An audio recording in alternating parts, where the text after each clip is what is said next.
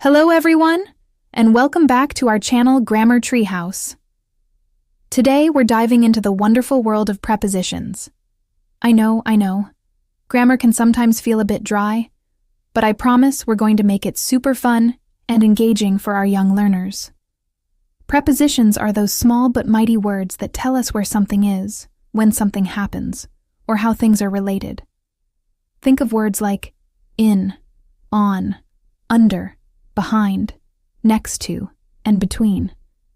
They're like the GPS of our sentences, giving us all the important location details. Mastering them is crucial for building strong language and communication skills. So, are you ready to turn grammar lessons into playtime? Let's get started with some creative, hands-on activities that your kids will absolutely love. Our first activity is a classic for a reason. It's simple, effective, and uses things you already have at home. We're calling it, Where's the Bear? All you need is a favorite stuffed animal. We'll use this teddy bear and a box. The game is easy. You just give your child simple instructions using prepositions. For example, you can say, put the bear in the box. Then, watch them follow along. Great job. Now, let's try another one. Put the bear on the box. Perfect. You can get more creative as you go. How about, put the bear under the box? Or, put the bear behind the box? And maybe, put the bear next to the box. Each time they get it right, give them a big high five or a round of applause. This isn't just about following directions. It's about physically experiencing the meaning of each preposition.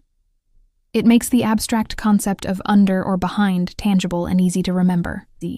You can swap the bear and box for any objects you have. A toy car and a book, a doll and a chair. The possibilities are endless.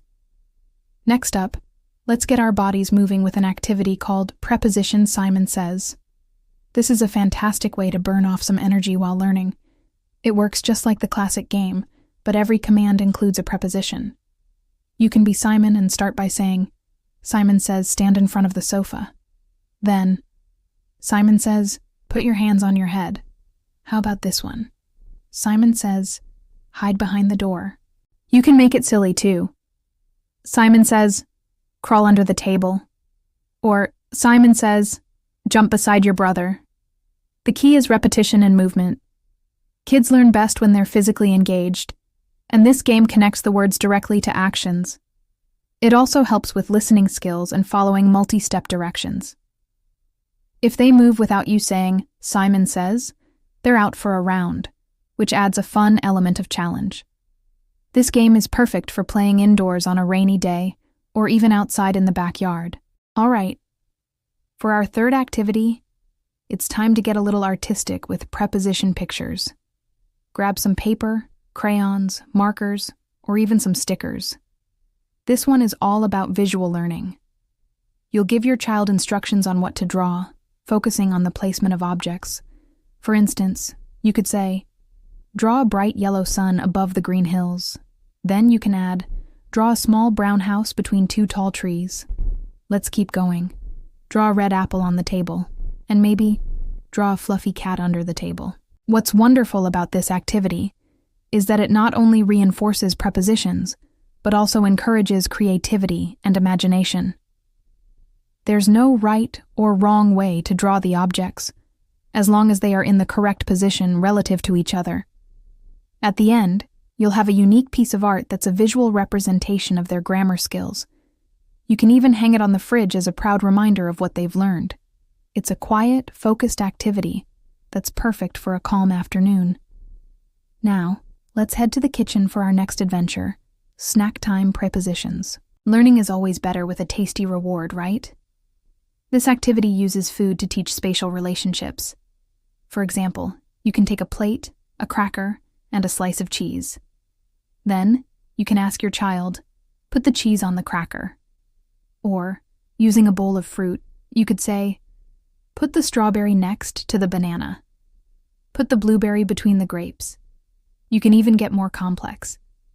Spread the cream cheese across the bagel. Or, pour the milk into the glass. This activity is a multi-sensory experience. They see it, they touch it, and best of all, they get to eat their delicious creation afterward. It's a practical, real-world application of prepositions that connects language to daily routines. Just be sure to supervise, especially when using utensils or liquids. It's a tasty and memorable way to make grammar stick. Our fifth activity is a fun one that feels just like a treasure hunt. We'll call it Preposition Obstacle Course. This is perfect for the living room or the backyard. Set up a simple course using pillows, chairs, blankets, and toys.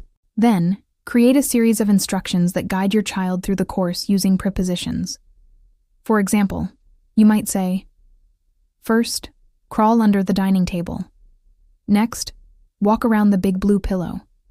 Then, step over the line of toy cars. After that, climb onto the small stool. And finally, go between the two chairs to find the hidden treasure.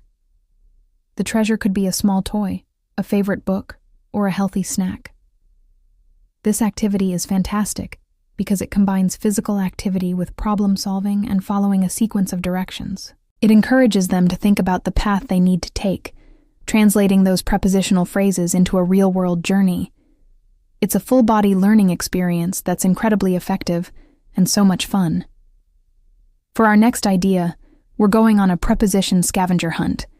This one requires a little prep but pays off with tons of fun. Write down different prepositions on small pieces of paper, words like in, on, under, behind, near, above, and so on. Fold them up and put them in a hat or a bowl. Have your child draw one piece of paper. Let's say they pick the word under. Their mission is to run and find 3 different things in the room that are under something else. They might point to their shoes under the bed, a toy under the sofa, and a crayon under the rug. Once they find 3, they can come back and draw the next preposition. Maybe they get on. So they'll find a book on the shelf, a magnet on the fridge, and a pillow on the chair. This game encourages them to actively scan their environment and make connections. It is a great way to improve observation skills while reinforcing the meaning of each word in a very concrete way. Here's another simple but powerful activity. Storytelling with prepositions. Grab your child's favorite picture book, one with lots of detailed illustrations. As you look at the pictures together, instead of just reading the story, ask them questions using prepositions. For example, looking at a picture, you could ask, "Where is the little mouse hiding?" And they might answer, "He's behind the curtain." You could ask, "What is sitting on top of the wardrobe?" "It's a dusty old hat." You can also flip it around. You can describe the scene using prepositions and have them point to what you're describing. "I see a boat that is sailing across the water." Or, "I see a bird flying above the trees." This turns reading time into an interactive language lesson. It helps build vocabulary, comprehension, and the ability to describe the world around them with more detail and accuracy. It's a calm, cozy way to practice prepositions together. Our final activity today is called Build a World. This is perfect for kids who love building with blocks, Legos, or any other construction toys. The goal is to build a small city, a house, or a fantasy castle together, but with a focus on using prepositions to describe the process. As you build, you narrate your actions. "I'm putting the red block on top of the blue block." "Let's build a bridge over the river." You can then give your child instructions for their turn. "Can you place a little figure inside the house?" Or, "Let's put a tree next to the car." Once your world is built, you can use it as a playset and continue practicing. The superhero is flying above the tallest tower, or the little dog is hiding behind the fence. This activity nurtures creativity, fine motor skills, and cooperative play, all while seamlessly weaving in important grammar concepts. It shows them that language is a tool for creation and imagination. Thank you so much for joining me today. I hope you and your little ones have a blast trying out these activities. Which one are you most excited to try first? Let me know in the comments below. If you found this video helpful, please give it a thumbs up, and don't forget to subscribe to our channel for more fun and educational content for kids. We're all about making learning an adventure. We'll see you in the next video. Bye for now.